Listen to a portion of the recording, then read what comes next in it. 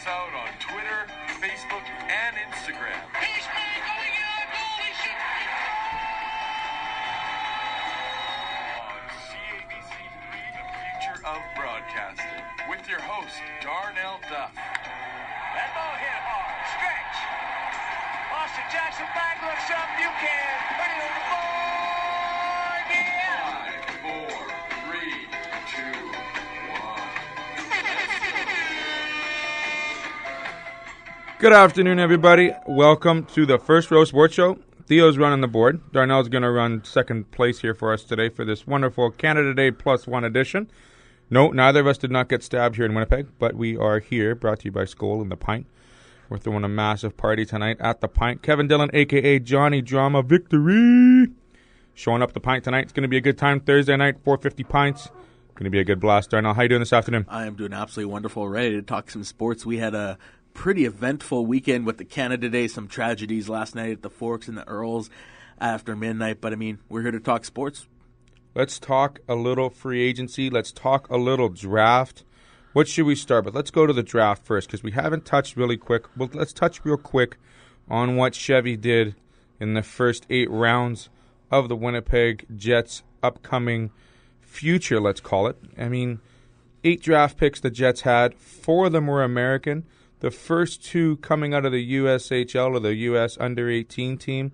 What's your thoughts on the first 2 picks, Darnell? Well, I think both of them are, pretty far away from making the NHL roster, but I think their first pick in Kyle Connor was a really nice pick, and then they took Voslevich with their 27th pick. I think these are 2 guys, like I said before, that are a few years away, but I think you could see in 5 years, they can score. They can put up points. They put up 80 and 79 points respectively. So, now, no. In the future, yes. You mentioned Connor. He was USHL Rookie of the Year, Player of the Year. The guy is 18 years old. Yes, he's extremely young. Blake Wheeler was 18 when he was drafted out of Minnesota. Of course, they don't expect him to make the drop right into the NHL. But, he's a very raw talent. Great scoring ability. Give him a couple years to put some weight on, perhaps. Hands, a little bit of speed, finds the net well. Were you surprised that they picked him in the first round? How do these 2 players, Connor and Paslevich, how do they fit into the mentality, into the team structure of the Winnipeg Jets? Because, we've known the Jets to be north and south. We've known them to be hard-hitting. Teams feared playing the Winnipeg Jets this past season. Don't get me wrong. A lot of bruises, a lot of bumps. When you played the Jets, you did not expect that coming into the beginning of last season. Now going into the future, you're seeing a lot of prospective sports analysts, color commentary guys, including ourselves here. They're looking for big things out of these Winnipeg Jets, and do you think they're going to fit well with what's going on? Well, I think now in the NHL it's a lot different than it was maybe 5 to 10 years ago as far as being just out there to hit and fight. You have to be a good skater. Yes, you do have to be physical, but you have to be able to skate. You have to be able to handle the puck. It's a small ice surface, so I think they're going the right route. I think they're trying to get away, although they still do have some big bodies, but I think you have to try to get away from those skilled guys. You look at guys like Anaheim. Anaheim's not a team that's going to absolutely bang you.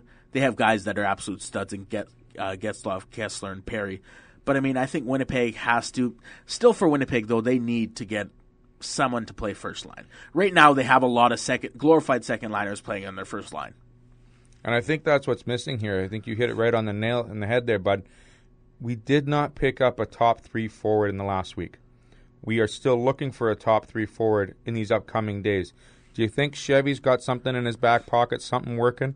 There's some players still out there that are potential. We still have a little bit of cap room. We still have a bit of space to spend some dollars. Potential trades maybe when the season does start. But, a lot of these players are getting picked up, and they're getting picked up by strong teams. Is Winnipeg falling behind the wayside here, or are they still looking to be strong out of the gates come this October? Well, I think there has to be a couple questions there. I think they have to ask first Michael Frolik, and how did they handle that? It seems like Chevy was sort of delaying, trying to get him for as little as he can. Obviously, Michael Frolik said no, he's out of Winnipeg. They got Alex Burmistrov back from the KHL, so but realistically, Burmistrov isn't a first-line guy. I don't even know if he's a second-line guy, maybe a third, fourth-line guy. how long can you wait, though, if you're Kevin Cheveldayoff? I mean, they have to pick up someone, or else, sure, maybe they'll make the playoffs in the 8th or 7th spot. You're not going to get anywhere if you're in the 8th spot and you're playing in the Western Conference, unless you're the LA Kings against the San Jose Sharks. That's the only case. And you know what? We all know what happens when you finish 7th, 8th. You're playing a 1-2 guy coming out of the gates, and, you know, it's great to make the playoffs, but, I mean, the Jets they're looking for some dividends at the end of the year. I will agree with that. You touch real quick on Bermishov. He was an 8th overall pick when he was with the Atlanta Thrashers. Smaller guy, fast guy. Do you think he's going to replace Frolik? Or is he someone that they're looking to say, okay, we only wanted to offer Frolik 3.6, 3.8 per year, 3 years at a max. Do you think Frolik was looking for something in a longer term? He obviously got that with Calgary. He obviously got a little more money with Calgary. I think he fits Calgary's scheme of things a little better. I think they were looking for a little more talent. Maybe he plays with Yuri Hudler this year. I mean, the bottom line is Frolik was one of those, little bit of those grinder, but guy could put the puck in the net, no question about it. You're putting the stock in Bermishov for 2 years. I've spoken out clearly about this. When a guy leaves a team, goes and plays in the K for a couple years and comes back, there's going to be a transition period there, of course. Wouldn't you agree? Oh, absolutely. And I think one thing NHL players look for these days is stability. Signing those longer contracts, those 4, 5, 6 year contracts. Now, I don't know if Winnipeg wanted to go that way with Michael Frolik. And, I mean, with Calgary being in their conference, I mean, that just doesn't help that he went to the Calgary Flames. Calgary's absolutely stocking up their team. I mean, they're getting better and better after the performance they had this year. They got Dougie Hamilton. They got Michael Frolik. They're getting some really good players. But I think Cheveldayoff tried to play, I don't know what you call it, cool ball or whatever you want to call it, to try and sign Michael Frolik for a small contract. Frolik, I think he did the better way. He went to Calgary. Calgary's the better team on paper, I think, and Calgary is the better team on the ice as well. No question about it. They definitely showed last year what they did with what little talent they had on the ice, and the amount of effort they got out of those players was fantastic. Let's talk about the other Alberta team real quick, the Edmonton Oilers. Peter Chiarelli made some fantastic moves during the draft day, picked up some great players, picked up a goalie in Talbot out of the Rangers, potentially their first ringer goalie. Do you think he's going to succeed as he did in New York, or do you think he's going to have the same issues that every other goalie has in Edmonton? Well, I think it's a different situation now. I mean, you saw the players they picked up, Andrej Sekera and Mark Letestu over the weekend as well. In the last few years in Edmonton, sure, goalies have come and played absolutely awful. You could probably talk about Devin Dubnyk. And then he goes to Minnesota, goes on an 18-game winning streak, takes them to the playoffs.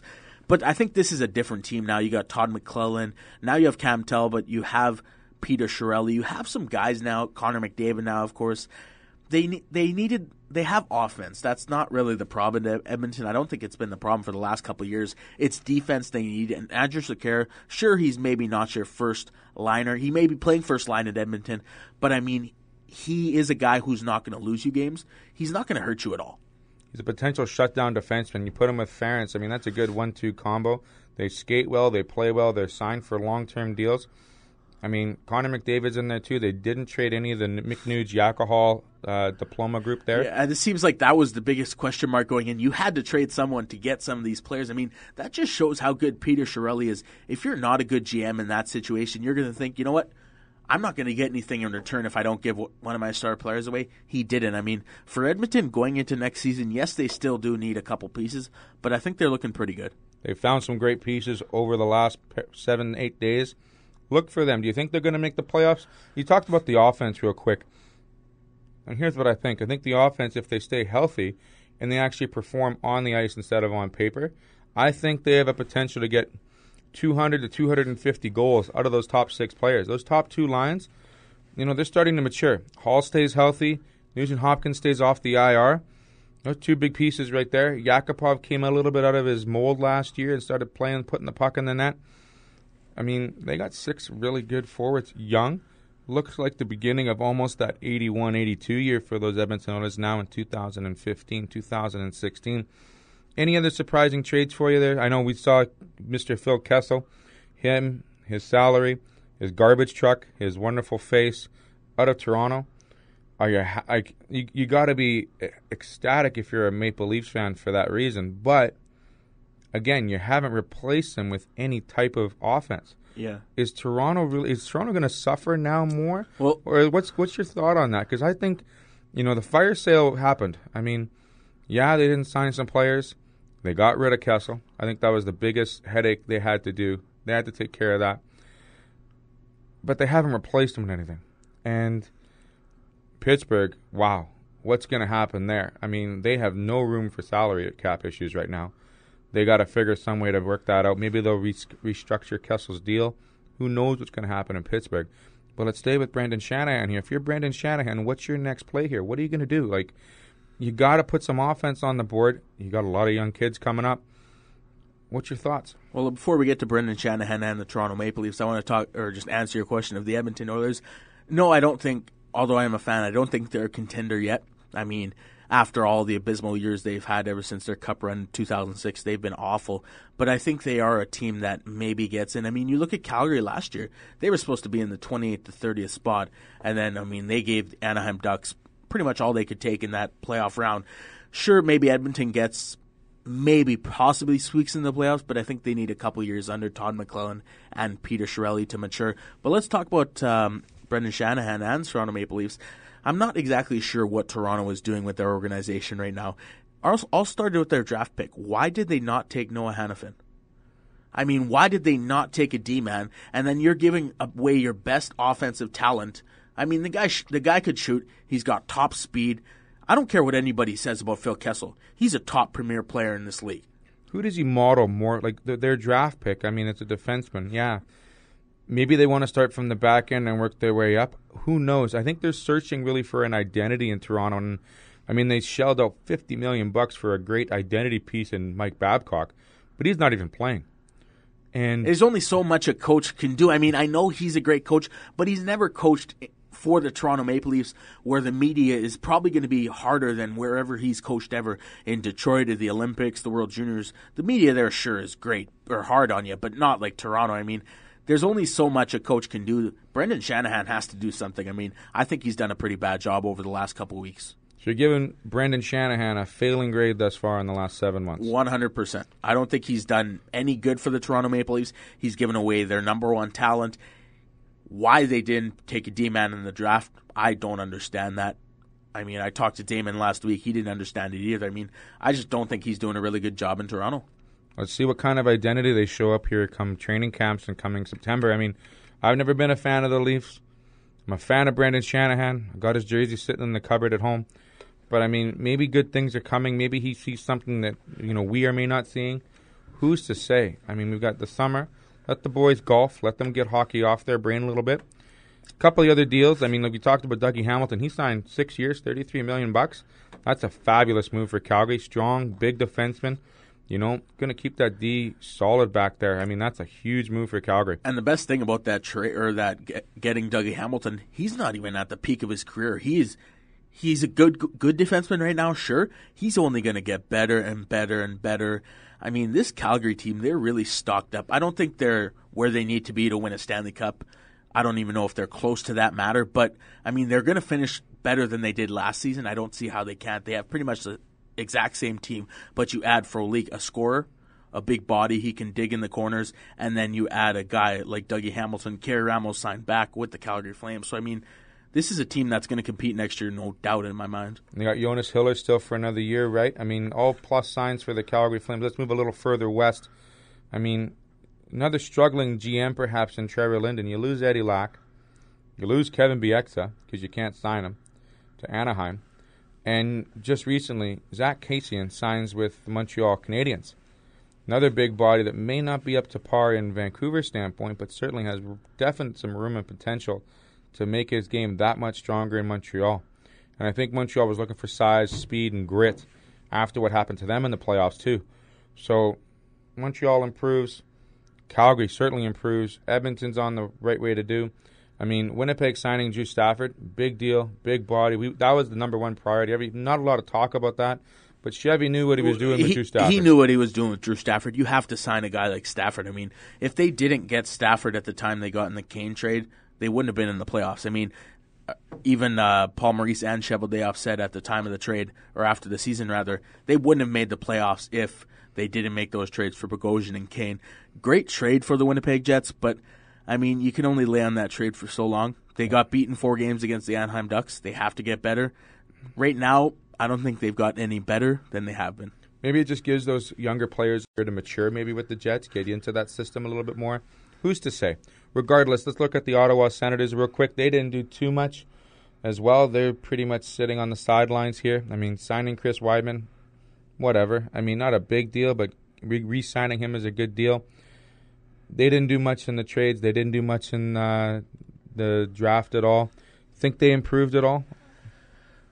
Well, I mean, I don't think, based off what they've done, you can't, I mean, I don't see how you can say they've improved. I don't think they've gotten any worse. I mean, they haven't really given away any pieces. They signed Andrew Hammond. They still have Chris Anderson. So, I mean, it's going to be interesting. Who's your number one goaltender come next year? I mean, you're paying Hammond some money now. Anderson's already getting paid. I mean, you're giving away money because they're not going to split games. There's going to be a number one goaltender. So, I mean, you're losing money in that goaltending tandem no matter what.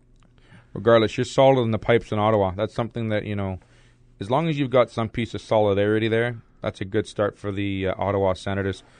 A couple other trades that went on. A couple guys that did sign. Curtis McElhinney signed again with the Columbus Blue Jackets.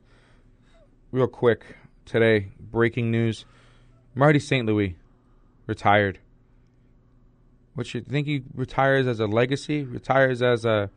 Think he's going to go to the Hall? Do you think Marty St. Louis had another year or two in him somewhere? Or do you think he wanted to go back to Tampa? Really? I feel bad. Like, Marty St. Louis is one of those happy-go-lucky guys, just happy to be in the NHL when he first started. Showed how wonderful of a player he was, what he could do with the Tampa Bay Lightning, and what he did in New York. Do you think his tank is kind of empty? Do you think he was just ready to go? Well, I can't disagree. He's a great player. And, I mean, I think to put him where, I mean, on TSN they said Martin St. Louis leaves as a legend. I don't know if I go that far. I would not call Martin St. Louis a legend. Now, I know he's a great player. He had some absolutely great seasons in Tampa Bay. I think he still maybe had a year or two left in him, but I think in this case he's saying, you know what? What's the point? Hang him up. I mean, I haven't won in a cup in a while. Like, what's he gaining of playing another season? The New York Rangers, I talked about that last week. They're not going to win any cups. With the way they are right now, if you can't win cups with Henrik Lundqvist in net, one of the best goalies in the NHL, you obviously don't have something around you that can win. I mean, they were giving up 5-6 goals in the playoffs. I mean, Martin St. Louis, I don't think Tampa Bay needs him. I don't think they wanted him. I think Tampa Bay is just fine where they are right now. Martin St. Louis, great player. Great. I mean, just a class act other than that whole Tampa Bay situation. But, I mean, good job on him. Hopefully he has a good rest of his life. Any surprises that occurred yesterday? Surprises as far trades, signings? Well, we didn't really talk about the Pittsburgh Penguins getting Phil Kessel. I mean, he's going to play with Sidney Crosby. And just instantly, my friend said a 39 over-under for goals next season. I would even put that higher. I do not see him not having a good chance of getting 50. You saw what Sidney Crosby did with Chris Kunitz. And Kessel, he's a better player than Chris Kunitz overall. Just everything's better about Kessel. You put Sidney Crosby with him, oh man, this is on paper. This is one of the most dangerous offensive teams in the league. You still got Malkin. You got 5 30-goal scorers from last year. Patrick Hornquist. This is an offensive dominant team. Defense is the question. Marc-Andre Fleury is the question. That's the big question, but they got offense for sure. Well, that's definitely an improvement for the Pittsburgh Penguins up front. We'll take a quick break here. Maybe not. Are you ready to keep going? You want to keep going? I think we should take a little break, get back to some music. Okay, let's take a quick break here. Let's do a little bit of a breakdown here. Get our thoughts removed here. Let's play a quick song for you, and we'll come back for the First Row Sports Show here. Brought to you by CABC3, Skull and the Pint. CABC3 bringing us the First Row Sports Show. We're back here with Darnell Duff. And we're not quite done with hockey just yet. Let's quickly touch on the elections. The Hockey Hall of Fame inductees for the 2015 season. You got 2 Red Wings. You got a Winnipeg Jet in there and Phil Housley. And one surprise, maybe Chris Pronger. Do you think Chris Pronger should have been inducted into Hall of Fame this year, even though he's still under contract? Well, I think Chris Pronger, he's under contract, yes, but I think he's never going to play hockey again. We knew that a few years ago. I think everybody's asking that question. Why is he in the Hall of Fame if he still has a contract? I don't know. Yes, he does deserve to be in the Hall of Fame. I mean, he really does. If it wasn't this year, it's going to be next year. He doesn't care. He doesn't care. He's getting paid money. He's going to be in the Hall of Fame one day, no matter what. Yeah, you hate to see a player end his career because of concussions or because of injury, of course. Chris Pronger in the late 90s and 2000s, he was the most feared defenseman. Like, you had Scott Stevens with the Devils, and that torch was passed along to Mr. Chris Pronger. And he put fear in every forward he played with Anaheim, with Philadelphia, St. Louis. I mean, the guy was an MVP with St. Louis, so he did have the talent. Granted, yeah, he's still under contract. He recently was traded to the Coyotes, got rid of some salary for Philly, which is a good thing for Philly, I guess. Yeah, he should be in the Hall. Do you wait? I mean, once he goes into the Hall, do you terminate his contract? Is it a buyout? Who knows to say who? Regardless, he's in the Hall.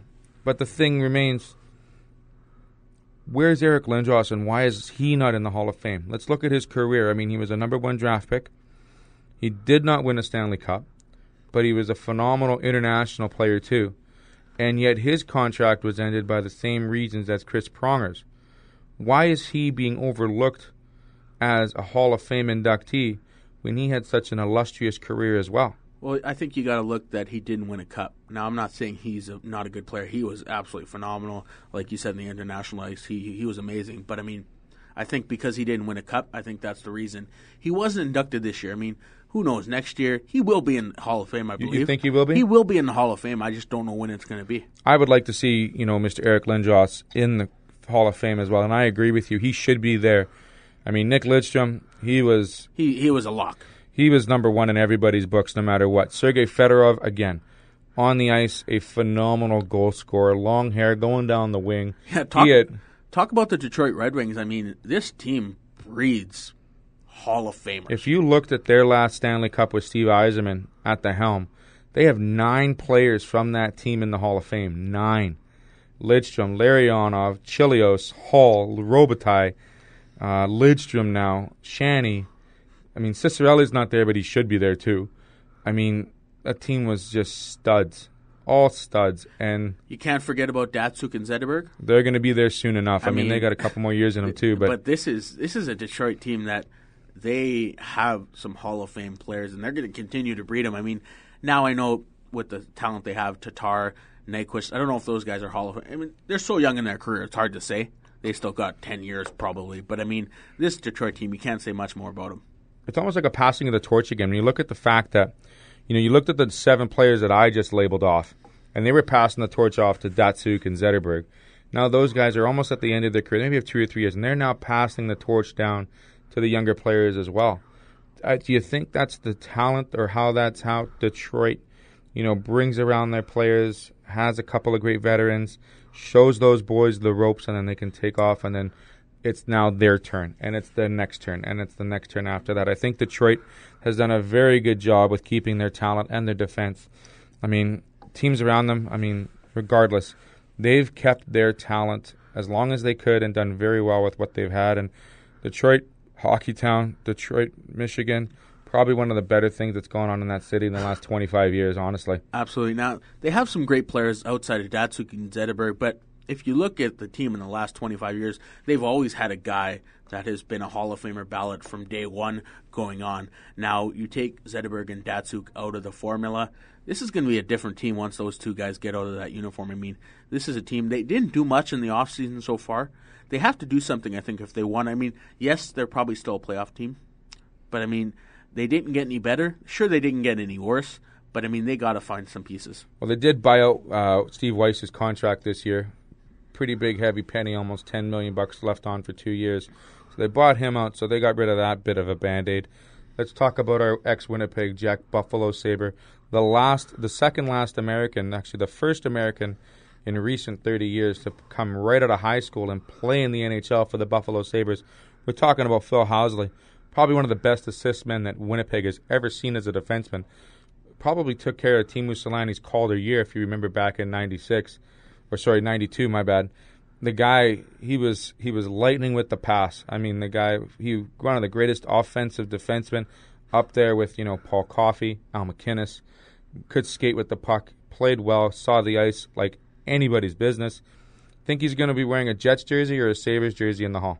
I think you got to give him as a Jets jersey. Especially just you name the fact, Teemu Selanne, he was a big reason why Selanne was so good in his rookie year. I mean, you got to put him in a Jets jersey. Either way, I mean, even if he goes in a Buffalo Sabres jersey, Winnipeg Jets, he's a forever Jet, Phil Housley is. Great to see Phil Housley finally get inducted into the Hall. The last couple, Angela Ruggiero, Bill Hay, and Peter Kamanos Jr. I mean, everyone talks about Bill Hay and what he's done for the sport. Great person behind the scene. He's brought up hundreds of players. He was great within the Ontario organizations. He played in every single, every level of hockey and organization you think of in Ontario. Great for him. Hall of Fame inductee celebrations will go down in November this year in Toronto. Hall of Fame game, the Red Wings versus the Maple Leafs. Then the ceremony that happens on Friday and Saturday that weekend. Should be some fun times in Toronto. Maybe we'll get out there to see it. Maybe I'll go visit my boy Darnell if he's still around in T.O. Let's leave the Hall of Fame. Let's switch sports now. Let's get to our boys in blue. The Toronto Blue Jays made a fantastic scene for Canada Day. Fireworks after the game, fireworks during the game. Let's talk about the smoke bat from both sides of the plate last night, going yard. He's a big piece of this puzzle. I mean, he really is defensively as well. He's really good at first base. But like you said, he can hit the ball. This guy can put the ball out of the ballpark, and he was really big in their big victory last night. He showed Jimmy Walker dynamite coming out of the bat. I mean, from the right side, from the left side. Jays win 11-2. Mark Burley, four-game winning streak for him on the mound. He's starting to show some signs of old Mark Burley. Your boy finishing up. Or didn't even play last night. Didn't have to bring in Osana. I mean, guys, he's been lights out as a closer. You're liking him as a closer. I'm liking him as a closer. They're paying him dirt cheap. I mean, they're paying more for Rosenbags on the mound than they are for this guy. And they were talking about getting Jonathan Papelbon. Papelbon would be a $15 million player. You get Osuna paying him pretty much big league chew to play, and he throws a heater. He throws 98. I mean, if you have a closer that throws 98 miles an hour, and then the next pitch I saw him throw a changeup 84 miles an hour, 14 miles an hour. That is huge. I saw Prince Fielder up against him. Fielder looked like a joke up there when he threw that changeup, and Fielder, he can hit the ball. But Osuna, he's really good for this Toronto Blue Jays team. Probably one of Alex Anthopoulos' best decisions to stick with him, keep him on the mound, keep him as a closer. John Gibbons has got to like that. The bats are still hot in Toronto. I mean, smoke's sticking out there. Josh Donaldson. Dude, the guy was on fire all of June. I hope it continues in July.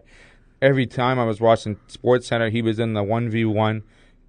Dove maybe four rows. Made an unbelievable Derek Jeter-like catch. The guy's unbelievable at third base. He's playing the hot corner the way we wanted him to play. He's finally in the All-Star battling and kicked one of those Royals out of that 8-man rotation they've got going into the All-Star game. Josh Donaldson's now playing the way we thought he was going to. Yeah, and I know Toronto, sure, they haven't been to the playoffs for a while.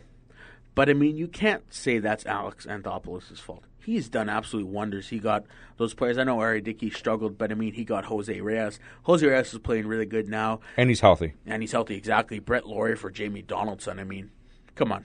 This guy's done a really good job in the Toronto Blue Jay, or not a uniform, rather, upstairs. They just need to start winning games. They have pitchers. How much do you think it fuels the Toronto Blue Jays? This is Mark Burley's final year in the MLB, perhaps.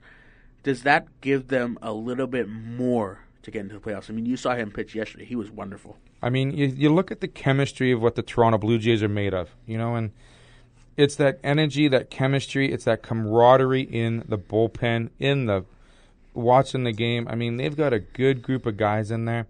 And like you said, all they have to do is start performing. I mean, right now, they're sitting third in the AL East. The AL East is one of those divisions that, everybody's hovering around just above that 500 level, maybe 5-6 games up. It's anybody's division. I mean, we're halfway through the season almost here. And outside of Boston, everybody's fighting for that first playoff spot. Yeah, 6 games above 500 and 42-36. Batting .248 as a team, that's really good. But it's not even, you look at Jose Bautista, Edwin Encarnacion, they're starting to get in form. But you look at other guys like Carrera, Colabello, these guys are doing really good. I mean, that's a big reason why Toronto is in the situation they are right now. Yeah, the Blue Jays, they had a fantastic June. You can't deny that. Going on that 11-game winning streak, 12-game winning streak they had, look to see them hopefully keep form. Like I said last night, nothing like a Canada Day without some fireworks. 11-2 at home, bringing those fans a well-deserved win. My mom was there. She was loving it. Said it was exciting.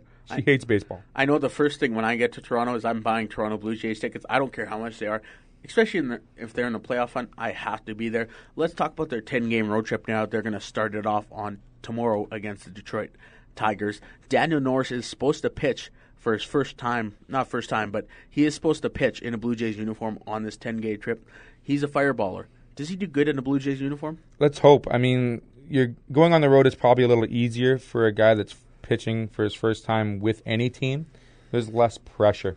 When we talk about pressure at home, I mean, you need to perform, obviously, at home in front of your fans, but not to say that he doesn't have the support that he should have with the bats that Toronto have. I mean, 7 out of 9 hitters. And we didn't even mention Russell Martin behind the plate. He's done an absolute wonderful job. I know Diarno Navarro hates it, but I mean, Russell Martin, he catches balls, he hits balls, he does everything. He's a team leader, and he's going to continue from Canada. I mean, Toronto, they're in a good situation right now. Only 6 games up, but I mean, they're only 1 game out of the AL East, leading that division. So I mean, this is a team that can make the playoffs. If they stay healthy, they continue to play ball, they don't fall apart like they usually do. I'm pretty interested. I think a lot of people are interested to see how Toronto does here in these 10-game road trip. Bottom line, do you think they make it into the playoffs? I know we're halfway through. Should we maybe look at this in September, see where they're at? Like, we'll visit this every week, don't get me wrong, because we love talking about them Blue Jays. Are they a playoff team? Yes, they are a playoff team. Will they make the playoffs? I think that's a difference. I mean, I think they've been a playoff team for the last couple of years.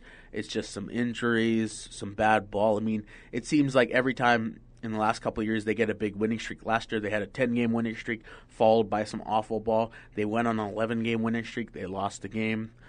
Now they're playing about 500 ball ever since that 11-game winning streak.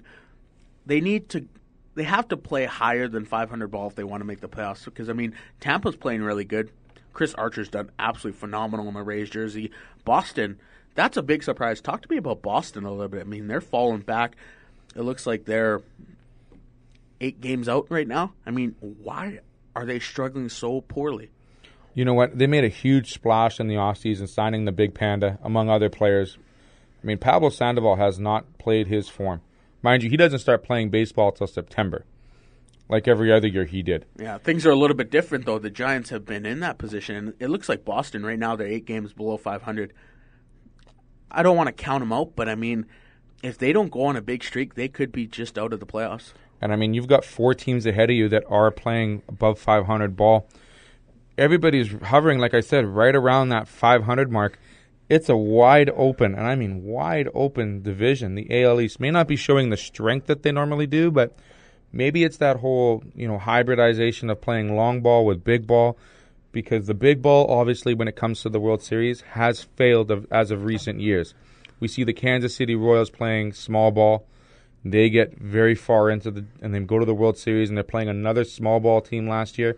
Small ball out of the NL seems to be overworking the AL big ball. Do you think some of these AL teams are realizing that they're missing the picture? There's a bigger picture into this, saying, you know what, fielding, small ball, great pitching. You got to have all those things working for you coming October, right? Yeah, sure. I mean, getting home runs helps you, but I mean, the San Francisco Giants showed you have to have small ball to win games. Now, that's an interesting for the Toronto Blue Jays. Do they have guys that can? I mean, sure, they have Bautista and Encarnacion. They have a lot of guys that can hit home runs. Do they have that small ball? That's the big question. Well, you mentioned those younger guys, Colabello and Smoke, and having Reyes healthy. These guys can run the pads. They're young kids. They're fast kids. So if Gibbons calls on them to steal second and round third on a single, there's a couple extra runs they may not have had compared to last year. And if you have those bats still awake in September, into October perhaps, cross our fingers, I think Toronto could come out as being one of the leaders, the front runners. I think tonight against Boston, this is not a must-win game, obviously. I mean, they still have so many games left this season, but this is a really important game for the Toronto Blue Jays, especially coming off of last night's 11-2 win. But I think they were waiting for R.A. Dickey. They need to have R.A. Dickey pitching well to be a playoff team, and he's pitching well. I mean, I know he lost his last game, but he only gave up 2 earned runs. They just didn't score any runs. R.A. Dickey is starting to get better in the AL. Russell Martin, maybe he's the catcher that needs to be with R.A. Dickey. If he continues to do well, Mark Burley, if Norris comes back, Sanchez, that's the big question. Where is Sanchez going to be? Is he going to be back in the bullpen when he comes back? Nobody knows. There's lots of things in Toronto right now, and I think if they keep playing like they do right now, they're in the playoffs for sure. So right now the Blue Jays are playing well. They're in the hunt. They're only 1 game back. They play Boston tonight. 6:07 should be around the first pitch. See what happens here. I like the Blue Jays. I like what they're doing. I know I dogged on Anthopoulos last week or a couple weeks ago. Let's see if these pieces of the puzzle eventually still work. Houston Astros. What have you done for me now? What have you done for me lately? They're showing how to win. They didn't do that last year. You could have put 9 Rosenbergs out there in the field and they would have done better. But here they are leading the AL West, 5 games up on the LA Angels, my boys. I mean, where did they come from? And great to see that in Houston. Wonderful. The bats are on fire. The pitching's great. Do you think LA can catch them? Well, I think LA absolutely can catch them. But you look at down in that division. You look at the Oakland Athletics, 36-45. They lost Josh Donaldson, so that's a big miss. But I mean, what is wrong with the Oakland Athletics right now? They're like the Miami Marlins of the NL. I mean, they're one of these teams that say, oh, we did all this great work, we played wonderful small, we did wonderful great things, and then we got to trade all our players because we got to save money on salary. Talk about the Marlins. Stanton's out 4 to 6 weeks with a broken hand. He's going to miss the All-Star game. Big miss for the Marlins. I mean, do we really care about the Marlins? They're 10 games back. Does it really matter? Washington's going to run away with that. Even if Stanton plays the Marlins, they're not there. They're not a playoff team. They're not an over 500 team. Washington, like you said, 43-35. They're starting to play better ball. I think Washington definitely has that division on lock. So we've seen some baseball. We see some great hitting. The All-Star game comes up in a couple weeks. There's still 6 Royals in the starting lineup for that AL All-Star game.